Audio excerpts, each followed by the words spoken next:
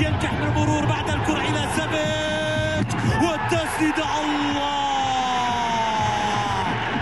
الهلال يسجل هدف الأول في المباراة.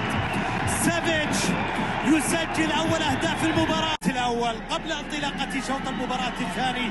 هل يحدث هذا بالفعل يا راميرو يا إنريكي؟ هل يحدث هذا بالفعل؟ راميرو إنريكي يتقدم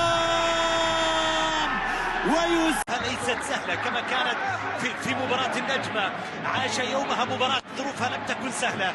المحاولة عند مالكوم إلى سافيتش بتسديدة رائعة من سافيتش وتيو يسجل الثاني للهلال.